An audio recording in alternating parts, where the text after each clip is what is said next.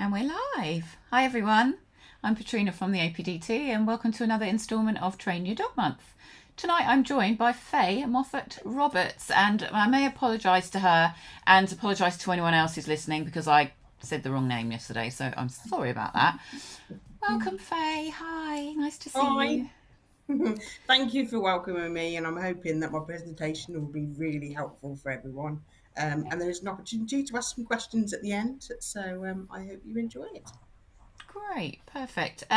We've already got a little thumbs up. If you've got any questions, do pop them in the chat and Faye will come to them at the end. There's lots to learn about deaf dogs, so hope you're going to enjoy this one. If you're all right, we'll start the presentation, Faye. Yeah, no, that'd be fantastic. Thank you. Okay. Welcome everyone, and thank you for joining me, Fay Moffat-Roberts, on how to train deaf dogs. I'm a qualified dog trainer with APDT, and I run puppy and older dog classes as well as one-to-one sessions for both deaf dogs and hearing dogs. In the picture, can you tell which dog is deaf?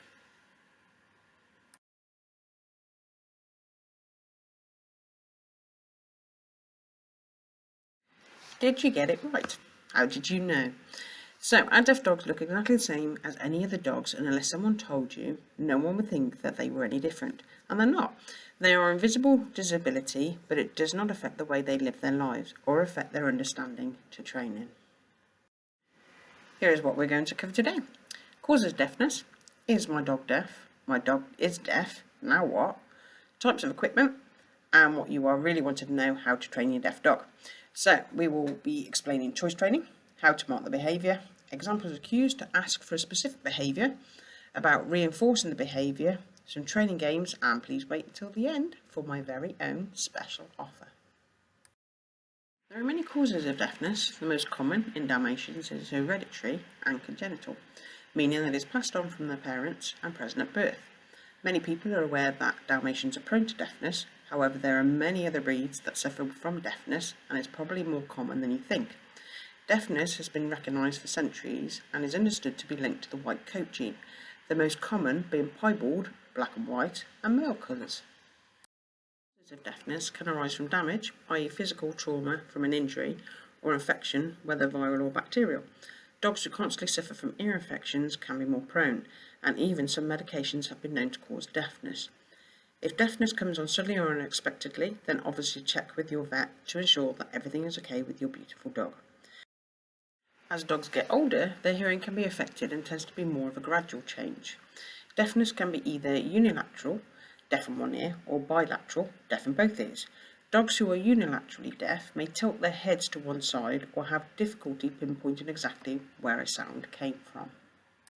Indications that your dog may be deaf. Every dog is different in temperament and character, so some dogs it may be obvious that they are deaf, compared to others who are very acute, responding to what appears to be a specific sound. They may have little or no response to their name, squeaky toys, dogs barking, doorbells, food wrappers, sudden noises. The list is endless.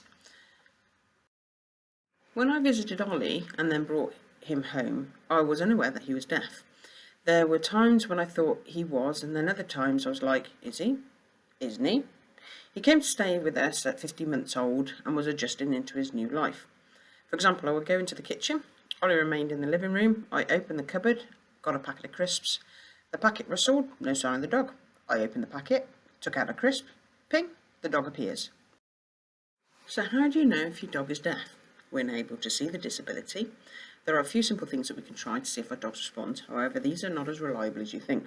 We could try clapping, banging, rustling a wrapper, whistling, speaking softly. We can try many things. We can then observe the dog. Did they respond? Was that a flick of an eye or an ear? Or maybe they moved completely. Did they hear or didn't they? Did they use one of their other senses? Just if they move their head slightly. They may have some movement elsewhere that caught their attention. If you moved and disrupted the air movement, e.g. clapping or moving a door, then this will cause changes in air movement. Think of a wagging tail and how drafty that can be. Were they able to smell the changes? Rustling food packaging or even changing air movement can create scent particles that they may have detected. Your behaviour. Did you send any signals to them as you conducted the test? Did you act any differently, e.g. your body language or emotions? Did your heart or respiration rate change? Is it learnt behaviour? When you leave the room, exciting things happen and so they join you. Or just simple curiosity? Where did you go? What are you doing? Did you make it easy for them to cheat? It is important, therefore, to observe the whole situation and assess every tiny detail and repeat on numerous occasions. The best tests are the ones that are unexpected, and these tend to provide more accurate results. Brainstem auditory evoked response, or bear testing. This is conducted by a specialist vet. It is not cheap, so please assess whether it is needed. Obviously, if you're breeding and want to sell the puppies, then it is in your best interest for your client and your reputation to ensure that the dogs are sold as advertised. Brainstem auditory evoked response is non-invasive, quick and painless, although your vet will anaesthetise the dog to make the monitoring easier rather than contending with an excitable or nervous dog, as a dog needs to remain still and quiet during the entire test. It measures the brain response to auditory sounds, which are displayed onto a graph. The peaks indicate that the brain registered the sound, whereas if no peak appears, then there was no response to the sound. The test can take between 5 to 50 minutes, and you should receive a certificate from your vet after conducting a bear test. So, on to the important stuff, how to train a deaf dog. So, we will be looking at difficulties with training, safety, equipment, what is choice training, marking the behaviour, examples of visual cues, rewards, and most importantly, some training you can do with your dog.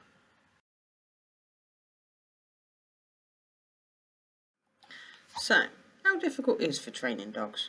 Whether you know that your dog is deaf, or you have a suspicion that they could be, deaf dogs can actually be trained, and to be honest, they're probably easier to train than hearing dogs. If you have built up a strong enough relationship together, as they will always be looking to you for information, reassurance and guidance, they will definitely want to know exactly where you are. There's nothing intellectually wrong with your dog, and everyone encounters difficulty with their training at some point. This is normal and how we learn. So if this occurs, reevaluate the situation and see what may have been the issue, address it and try again. It can be the most minute or simple tweak needed, and all of a sudden everything falls into place. Don't be afraid to ask for some help or some advice. We all have off days, including our dogs, so if it's not working, leave it for the time being and try again later. It could be as simple that your dog just needs time to think about it. People have suggested that a hearing dog living with your deaf dog can help with training. I've not tried this, and to be honest, I'm not sure that it's actually necessary. One-to-one training with any dog is essential if you want to build up that all-important strong relationship together. Those of you with 2 or more dogs, what habits do they copy? For example, the doorbell rings and the postman arrives, the dog vocally rushes to the front door. Being deaf, my dogs are nice and quiet when anybody arrives. Safety aspects. This is extremely important, and no matter what activities you and your dog are doing, safety should always be considered, regardless of them being deaf or not. You are now your dog's ears. Owning a deaf dog, I found my awareness of my surroundings increased as I was listening for potential things that my dog would not be able to notice. For example, dogs, animals, children, bicycles, horse riders, joggers, anything else approaching. Remember, these other animals and people are not expecting your dog to be deaf, as they don't know otherwise. The last thing you want is for your dog to be taken by surprise, pounced on from another dog or child, or knocked by a moving bicycle, so like any parent, you are ensuring safety at all times. Warning signs from other dogs or animals. Sometimes our dogs can become over-aroused, stimulated, and do not take any notice of the warning body language that others may be expressing. Or these signs have become ignored, and so they are more verbal. A low growl, for example. In these situations, it is important, therefore, to prevent anything from escalating further by allowing space and consideration. Management is the best thing to prevent anything untoward from happening. This could be simply as putting a lead on, placing into their crate, keeping things out of reach. The list is endless and forever changing depending on the circumstances and the situation. Vibration collars. Personally, I've not felt the need to use these devices for many reasons. They can be mistaken for electric collars, whether someone thinks you are using them or you purchased one by mistake. They are big, bulky, heavy, and not generally available in different sizes. So if you have a small dog, I'm not sure they would be suitable. What happens if your dog likes water and they get wet? What happens if your dog is out of range? What happens if the collar comes off or gets caught on something? There is usually a delay from pressing the button and then the signal being sent to the vibrate. Some dogs may find the sensation unpleasant or do not take any notice of the vibration at all, especially if they have a really thick coat. So, what do we mean by choice training? How lovely would it be that our dogs could know exactly what it is that we want, rather than constantly nagging at them. Will you sit? Will you wait there? Will you stop pulling? Etc, etc. I'm cooking dinner. Where's my dog? Oh, he's laid down on the floor. Good choice. By allowing our dogs to choose and work things out for themselves can help build confidence and the ability to learn more effectively as they're thinking for themselves, rather than being spoon-fed all the time, where they are unable to think or are being constantly nagged at. By working things out for themselves can actually speed up the training process. This improves brain activity and a healthy cognitive function, prevents the onset of dementia, and increases problem solving. When I'm out about with my dogs, I come across many of the dog owners surprised that my dogs are off lead. How do they know which one I'm calling? Ollie, Holly, they sound very similar. If they wander off, how do I get them back? Training, of course. I was out walking Ollie and I came across somebody and stopped to talk to them. Ollie decided to go ahead of me into the wooded area and disappear from sight. The person who was talking to me was very anxious that my dog had disappeared, and how on earth was I going to get him back? I said, don't worry, give him a few seconds and he'll be back. The person looked at me shocked. Then out pops Ollie from the woods looking to see why I wasn't with him, and came trundling back to me, his choice to come back. He didn't need any persuasion. Training. It's all about having fun. If things are fun to do, we enjoy the experience and are more willing to participate. Why do we own dogs? For companionship, sharing activities, having fun, keeping fit. Therefore, building a strong and happy relationship together is so important for everyone.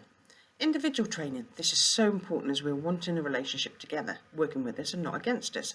If we work with our dog individually, we can give them the time and undivided attention to help them flourish in their learning. If we are distracted or unable to commit to their learning, then their behaviour is more likely to deteriorate. Keep training sessions really short, 30 seconds initially. These can then be built up to about 2 minutes, no longer for each exercise. Advert breaks and waiting for the kettle to boil are ideal times to train your dog. And the best thing is, you do not need to time them exactly, as you can use how long the advert lasts or how long it takes for the kettle to boil. If the kettle is on as often as it is in my house, you will have your dog trained in no time. Or you can just have a handful of about 10 treats, and once they have run out, training session ends.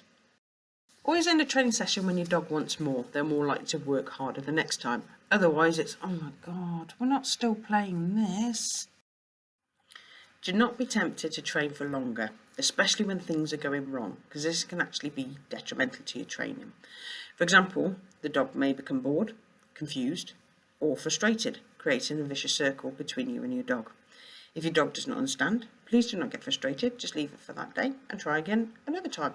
It may be that they just need some time to process the information that you are asking. So what do we need for successful training? Impeccable timing, exactly when the dog does the right thing. We need to mark it, which we'll come on to in a minute. I use a thumbs up. Rewards. Need to obviously let them know that what they did was great and here's your prize. Clear instructions. I tend to use one-hand signals as they are easier. Cues. Only added when the dog understands what they are doing. This is introduced as the dog is moving into the position. For example, as the dog's bottom starts to move towards the floor, the cue word, signal, sit, is said, used. Breaks. Like us, our dogs need plenty of breaks to help them have fun and process information, especially if they are young dogs or doing something new for the first time. Training sessions can be broken up by having a short game of tug or allowing them to choose what they would like to do, relax, sniff, have a drink, etc. If you or your dog are tired, then do not train, as we are all unable to absorb the information, and so learning becomes difficult and ineffective, leading to confusion and frustration. By marking their behaviour, we're informing our dogs that they are correct, and that is what we wanted them to do. For example, if we had a spelling test and we got an elephant correct, we would get a tick, a mark. If we got it wrong, then it would get a cross next to the word. However, was the spelling completely wrong? Did we write giraffe instead? Of course not. We may have put a double L or put an E instead of an A. Could someone reading the word still know what we were referring to? An elephant. All we need is some help or guidance to learn how to spell elephant correctly. Our dogs are no different. They just need help to understand what it is we would like them to do. By not observing the mark, they soon work out that they didn't choose correctly and will generally choose a different behaviour instead. The mark I use for my dogs is a thumbs up. It's really catchy. Even my dog training friends slip into the habit of using it when they have been working with my dogs. However, you can use any type of hand signal that you want to. The timing is really important because we can easily mark the incorrect behaviour or even miss the opportunity if our dogs are faster than us. I struggled with my timing for marking Holly. She was super fast at looking at me and then looking away, just for a split second, meaning I kept missing the opportunity. So I persevered and concentrated more, and probably 1 in every 5 I managed to mark. She quickly learned that when she allowed me to mark her looking at me, she got a treat, and so she started to give long eye contact as her confidence and understanding grew. The duration of the signal is important and only needs to be visible enough for the dogs to see, so no longer than a second should be sufficient. Our dogs would have seen it, and if we leave the sign there any longer, it just becomes meaningless as the dog is still not done as we have asked. It could also add unnecessary pressure and our dogs become overwhelmed, or our dogs just need to think about what it is we have asked them to do, so we allow them the time and the opportunity to do so.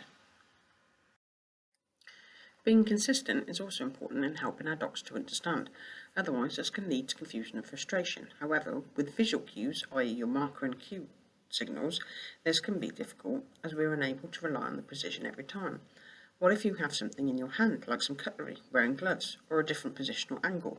The shape of a thumbs up is the same, however the appearance would be slightly different, as there could be a spoon in your hand, blue gloves on, so the colour and texture have changed. We therefore need to allow our dogs to understand that the information is still the same, so the more we use our cues in different situations, the more generalised these will become. If you are familiar with using a clicker or a verbal marker word, for example yes, good, nice, then the principles are exactly the same. We are just using a visual marker rather than a verbal one, or sound. Hand signals, this is very much personal preference. As I said, I use a thumbs up for marking my dogs as I find it simple, clear and easy to make. It allows me to still have items in my hand and I am unlikely to drop them. Why hands? Easier to make, very different shapes. You could nod your head or touch different parts of your body, however these can be limiting. Close to the dog, so easier for them to see. Dogs learn very quickly to watch our hands as they generally contain exciting things, toys and food for example.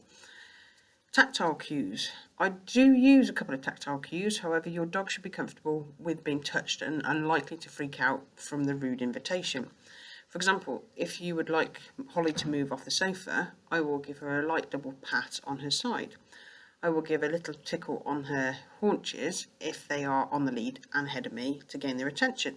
They may have seen a bird, another dog or person up ahead. I will also squeeze a lead if they are starting to either pull slightly or disengage. This is just a gentle reminder to say, hi, I'm still here. What do we mean by cues? Some of you may refer to this as commands. However, I would like to think that we are asking our dogs to do something rather than commanding them. Remember that all-important relationship that we are wanting to build together. So a cue refers to a question. Would you like to sit? Would you like to stay? I found it difficult to just come up with specific hand signals that came naturally and that worked for both myself and Ollie, especially if we were in a training class, learning something new and having to think of something in the spur of the moment. With practice, it does become a lot easier. Keep things simple and unique. One-handed signals are a lot easier, so don't overcomplicate them. You are asking for only one behaviour, so one image is all that is required. Your dog does not need a whole story. As you and your dog become more confident, two-handed signals can be used. If you have an aspiring artist in the family, they could draw all the signs and place them on the fridge door for everyone to refer to. Or, like me, you cannot draw, then a photo of each cue works just as well. When to add the cue? If we look at sit, my sign is a closed fist with my index finger upright. Our dogs need to understand the behaviour first. Once they understand sit, we can then show them the sign. It is important to add the cue as they are doing the behaviour. So for sit, as their bottom is moving towards the floor to enable them to sit, we add the cue. If we're asking for a down, then the cue sign will be added as they are moving into the position of down. Use only once, otherwise you'll just be silent and nagging and your cue signal will just become meaningless. Yep, I can see your hand, but I still have no idea what you want. So it doesn't matter how long you leave it there, your dog may still not respond. Remember, if they are stuck, then we need to help them to understand. If the dog is slow to respond, move your cue and wait to see if the dog works out what it is that they should be doing. Still nothing? Talk to them to keep them interested. This may sound really odd, but this is a natural behaviour for us, and if we are just stood there with no engagement, This can actually become overwhelming, intimidating, frustrating, or even boring. If nothing, after a few seconds, then ask again. Still nothing? Evaluate the situation and see how you can help them to understand. Remember how to achieve successful training. Remember, no longer than about 2 seconds to show that cue sign, and then it disappears. Imagination. This is limitless, and a little trial and error can be really helpful. For example, the cue sign I used for stay, Ollie actually stuck 2 fingers up, well, 2 toes, and ran off in the opposite direction. For whatever reason, that cue didn't work for him, and so we now use a different signal. I found that the hand signals and movements used for Ollie were the ones that actually mimicked the behaviour I wanted. For example, his release cue or find it cue, which are coming up in a moment.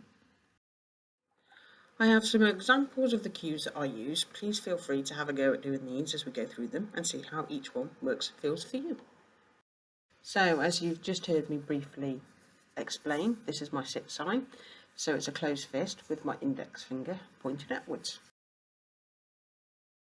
This is my deaf boy Ollie, and he's demonstrating sit, so you can see that I put my index finger upright and the opposite sit, and then my thumbs up for his marker. This is the sign that I use for down, which looks very similar to my sit sign, and as we explained earlier, we are wanting the sign to look different from one another. When I was learning myself about training deaf dogs, this is something that I hadn't considered or noticed. The sign I used for down actually stems from the training technique used to ask for down, and so this was easier to adopt into a sign rather than trying to change it. Remember, try to keep things simple. My recall sign is a cupped hand gesturing for my dog to return to me. This is the sign that I tried with Ollie for stay, and he stuck 2 paws at me and ran off. Although it didn't work for Ollie, it doesn't mean that it is not a useful sign that you can use or adapt. The sign that I use for leave it is a flat hand, move one to the side. With my find it cue, this mimics the behaviour that I'm asking Ollie to do. Find it. I place my 2 fingers to my eye and then move my hand into a downwards motion, and at the same time open my fingers up as if I am scattering things onto the floor. This is another of my cues that mimics the behaviour. So my hand is flat, palm facing upwards, and I lift my hand about 10 centimetres in an upward vertical position. I use this cue when Ollie is in a stay position, which then informs him that he has been released and so he can get up from that position. Touch or hand touch. This is really useful to teach with your dogs, and we will discuss the benefits later as part of the training section, where we teach a dog to touch your hand with their nose. We have learned about cues and marking the correct behaviour. We now need to reward the dog for getting it right. Rewards are important as this helps to reinforce the behaviour, which means that our dogs are more likely to offer the behaviour in the future. It can be easy to think that we know what our dogs find rewarding. However, this can change frequently depending on many factors. Food is generally the easiest reward to use as it is instantaneous, prevents overexcitement, stimulation or over-arousal. It can also increase effective training. However, this is not limited, and in other situations, toys, hunting, chasing, running, etc. can be more rewarding and successful. There are different levels of rewards from, wow, it's okay, to wow, that was amazing, how do I get some more of that? For example, from normal kibble to supreme meat, if you consider adding a monetary value on food rewards, this can make it easy to understand. So as you can see, from boring kibble to squeezy cheese, there is a big difference.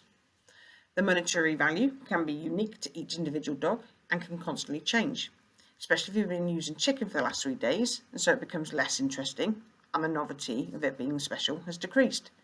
Ah, no, not more chicken. Also, some dogs will work just as hard as being fed boring kibble to wow, it's ham, especially if they are very food orientated like my 2 are. Size. These need to be small enough for your dog to taste, but not too large for them to make a meal out of them. About the size of a small pea is ideal. If your dog's size is at the smaller or larger end of the scale, then reduce or increase the size accordingly. The timing of the reward is not as important as the timing of the marker. However, it is best to be prepared and always have some to hand, especially when training new things, so that you are able to keep your dog's interest. The more training you do, the more patient your dogs will become. And remember, values can constantly change, so if interest is lacking, think about the rewards you are offering. Now on to the fun part. How do we get our dogs to choose to pay attention to us, especially if they're deaf? with a very simple and effective fun game. It's how the focus game. This is such a lovely game for playing with your dog, and they really enjoy playing it. It is also an amazing game for increasing confidence to even the most nervous of our friends. Just a little tweak might be all that's needed. So, we are going to place a food treat to the side of your dog, past their nose so that they can see it. As soon as the dog looks in your general direction, mark it with your thumbs up or the marker sign you have chosen. Treat goes on the floor, past your dog's nose, onto the other side. As the dog looks back towards you, mark it, reward, and keep repeating. And remember, short sessions, we're looking at 30 seconds initially. The looking at you does not need to be direct eye contact and to hold it there. This can be really intimidating and will come in time when your dog becomes more confident and comfortable looking at you. It can be the slightest head turn or just a slight twitch of an ear, depending on your dog's confidence. You're about to see a short video of my deaf girl Holly playing the focus game to demonstrate the steps that we've just gone through. So this is focus game, so you want a few treats in your hands and you want to pass the treat by their nose, drop it on the floor. When they come up, mark it, because she's deaf, that's a thumbs up. It's a freebie, you will use it, mark it, chuck the other one there, the other side, mark it. She's doing this only a couple of times. She's not doing it outdoors, only in the kitchen at home.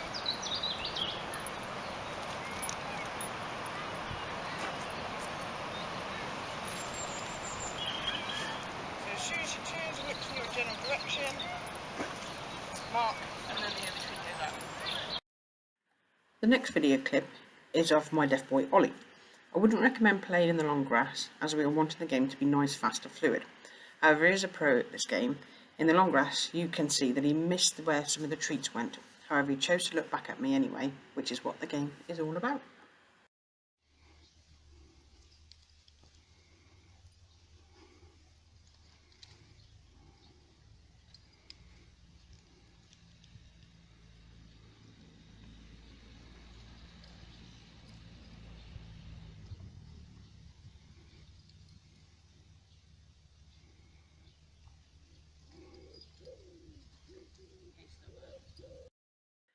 Loosely walking. How many of you have dogs who are avid pullers when you're out and about walking? With this information, hopefully we can start to help you change this. Decide initially what side you want your dog to walk on, left or right. If you want to walk them on the left, then you want a handful of treats in your right hand, lead in your right hand, and then one treat ready in your left hand. If you want to walk them on the right hand side, then treats in the lead go into your left hand and one treat ready in your right hand. Touch your leg at the nose height of your dog when the dog's nose is anywhere near the leg you want them to walk on. Mark with your thumbs up and then reward them. Take a step in any direction. This can be either forward, backward, left or right. Just chop and change it as you go along. Touch your leg at nose height. Mark with your thumbs up when the dog's nose is next to your leg and reward them. Please, no giant leaps for mankind. The steps should be in proportion to your dog's size. And remember, when you are stepping away from your dog, no tension on that lead. We're wanting to teach the dogs to be on a nice loose lead, and that goes for us humans as well. If your dog becomes a little distracted, then you can try to tickle their side or bottom to regain attention. By touching our leg, we're encouraging the dog to come closer to us rather than at arm's reach, pushing them away from us. And please, no luring, we're trying to allow them to work it out. If they are struggling, assess what might be causing the uncertainty. In this video clip, it's Holly demonstrating loosely walking. So this is loosely walking. I want her on my right hand side, so I want leads and my treat on my left hand side. One treat ready, and it doesn't matter where she is, I'm going to touch my leg and offer the treat. And then a step, mark, treat.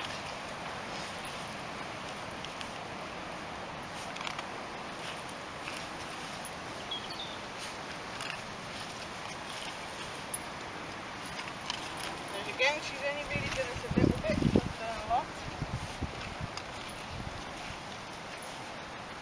Changing direction gives her that little bit of focus on what we're doing.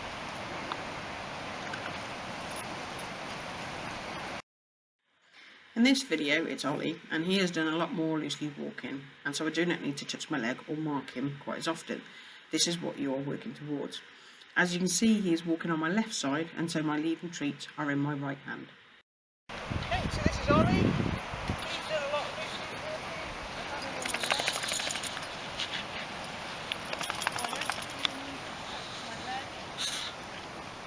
because he actually understands what he's supposed to be doing. So it's a bit more advanced. He doesn't quite need as much marking because he's actually doing what he knows he's supposed to be doing. If I change sides, he will correct himself.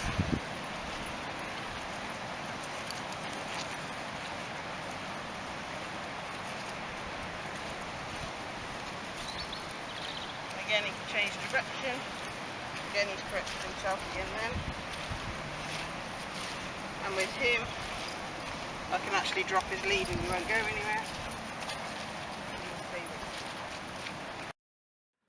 So I mentioned earlier about using a hand touch and the benefits this can have, including regaining focus. If your dog is distracted or struggling with a training activity, then this can help regain concentration. Confidence building. Depending on your dog's own confidence, this can be such a simple exercise that they can easily achieve, especially if they're struggling with a specific training exercise or situation. Recall, by presenting your hand for a hand touch, can become more inviting to return to. Greeting people. If someone holds out their hand, then a dog can gently greet them with a hand touch. Moving about. I use this a lot with my dogs, and it is a really effective way for asking them to move around the house. For example, coming in or out of a room, just moving slightly as I want to straighten the rug, meaning that you do not need to try and physically move them. How do we teach our dogs to touch a hand with their nose? Place a treat between your ring and middle finger and hold it there. Present your hand to the dog at their level, ensuring that the hand is flat and they can access with their nose. You want to hold your hand a short distance from your dog's nose and hold it still. We do not need to bop them on the nose. We are wanting them to choose to touch it. They will smell the treat, and if they are confident, they will try and get the treat at the same time. They will touch your palm with their nose. Mark the nose touching your hand with your thumbs up, and then wriggle the reward, i.e. the treat, free from your fingers so that the dog can eat it. Repeat this 3 times, and then on the 4th go, see if your dog will touch your hand without a treat in your fingers. Mark the nose touching your hand and reward the dog from your other hand. When you present your hand for the dog to touch, this becomes your visual cue. Activities. It is possible to take part in other activities even with a deaf dog. Remember, the principles of training are exactly the same. We just need to tweak them slightly to help our dogs learn and understand. I have done many different things with my 2, including scent work, hoopers, basic obedience, parkour and running behind a carriage, so training to become a carriage dog. Well, they are Dalmatians. Here is a short clip of Holly training with a pony and carriage.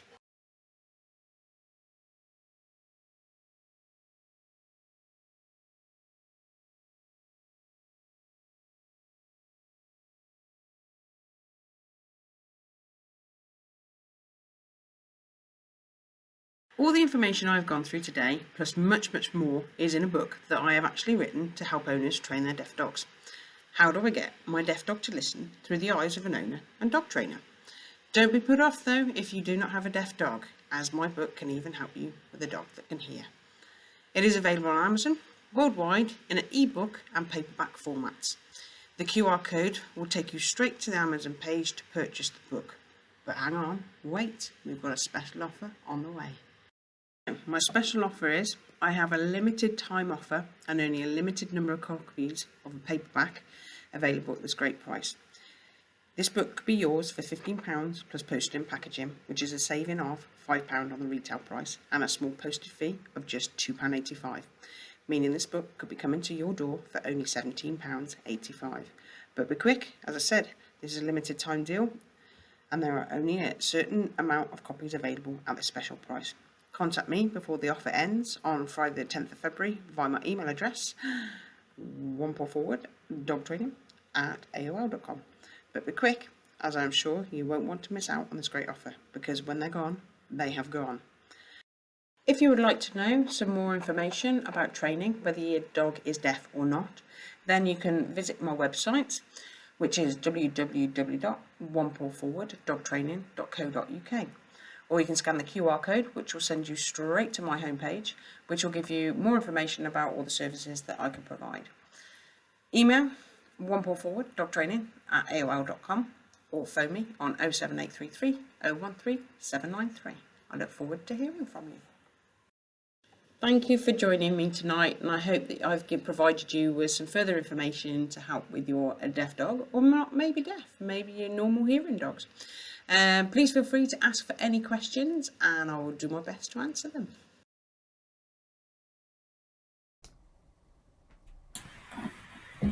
Wonderful. Thank you, Faye. That was great. You're welcome. Lots and lots to learn there. So can I ask, are all your dogs deaf, or two? So basically the fact that I had 2 Dalmatians before, one at 11 months old and then one at 8 years old, obviously got hooked to the breed, and then obviously got Ollie, and then when I first got him, wasn't expecting him to be deaf. So, you know, before I became a dog trainer, before you get educated, before everything like that, you just fall in love with them and just take them home. So it's like, I didn't realise he was deaf, and that's basically our story together. So, And how many do you have now? Just him? just 2. So I've got Holly and Ollie. So I've got the 2 of them. So yeah. So Holly came Valentine's Day in 2020. So just before sort of lockdown with COVID and everything. So she was about 6, 7, I think, when we got her. So yeah. And she's deaf too? She's deaf as well. Yeah. Wow. Interesting. And did her owners, do you know a bit about her background, whether she'd had much training as a deaf dog, or? She'd been probably a couple of homes beforehand, and I'm not sure whether her sort of from puppyhood, whether she was whether her owner had passed away, and so obviously somebody then took it on as an emergency, and then that's how we got her. So, but I'm not sure on her background at all. Okay, yeah, it's just interesting, isn't it? Because I remember growing up, Great Danes were always the ones that are often deaf as well. Yeah. And going to school with someone with a deaf Great Dane, and kind of, it just being this thing where it was just one of those things that happened, and they're a breed that's quite susceptible to deafness, a bit like Dalmatians, right? Yeah, to be honest, there are quite a lot of different breeds that are actually susceptible to deafness as well, and it can be surprising how many they are. But it's if you're thinking of obviously the white coat gene, the other one's white boxers and things like that as well, and obviously merles as well can suffer from deafness. Yeah. Oh, well, you've done a great job with them anyway. Do you enjoy working? You enjoy working with deaf dogs now? Yeah, definitely. So yeah, so rewarding. Lovely. All right, well, we've just got a few comments, so bring them up. Rachel just said, thanks, Faye. It's great to see that training a deaf dog is similar to a hearing dog. Just obviously your use of a visual marker and cues. Great information. Thank you. I thought it was really nice how you made it very human in that, I had to think of cues, and we tend to be a bit like that sometimes when we teach new things with verbal cues. Never mind having to think of a hand signal for it. And also, what does it look like for the dog versus what does it look like for you? Yes, and the practicalities. If you've got for example, a lead in your hand, and you've got a couple of treats as well, you've sort of like limited yourself on how you can sort of progress anyway. So yeah, so it's just the fact that I used to practice without the dog. I used to have the lead, I used to have treats, and think, how on earth am I going to supposed to do this? So a lot of it was through trial and error. A lot of it was. And do you get clients seeking you out now for deaf dog training? A couple, yeah, I do get a couple. So, I don't exactly advertise myself as just training deaf dogs. It's like the fact that it's all dogs in general. Obviously, on my website, the information there obviously explains that I do have, deaf dogs, personally, sort of thing. Yeah, great. And Chris just said, that was great. Thank you, Faye. Oh, thank you, Chris. And just another comment from Rachel, which was, I like to teach hand signals at the same time as dogs can become deaf later on in life. Yeah, that's a really good point, Rachel. Exactly. Yeah, exactly that. And many reasons for deafness. Yeah. Andrew just said, thank you, Faye. Yeah, great. Oh, you're welcome. Corinne says she's got an elderly Cavalier who came to me as foster, and I bet that's a ... and she stayed. Elderly deaf Cavalier. No. Yeah, exactly. Ah. All right, great. Well, thanks everybody for coming this evening. I thought that was a really thorough presentation. So I think people have taken on so much information from that, lots to digest. And don't forget, you guys can always come back and watch these later. At the moment they're under the live tab on the Facebook or YouTube pages, but later on we'll edit them down a little bit. Just to let you know, tomorrow we're being joined by Jerry Moss, and Jerry is coming to talk to us about man trailing. So that's the little lineup for 6 o'clock tomorrow. Is there anything you want to add before we finish up, Faye? Only if you were interested in my book, if you can see it, I'm not quite sure. It's quite a big chunky book, so there's quite a bit on there. And it's basically a lot of information that I've put in there. So if you are interested, it's basically my story with obviously Ollie and everything like that, of our journey together. So, and there is, towards the back and everything, if I can find them, upside down, some hand signals and everything. So if you are struggling like I did, I've obviously put some things in there for you. Great, and that's on your website, isn't it? That's on the website, yes. Yeah, but if you want it as a special offer, then email me. Okay, great.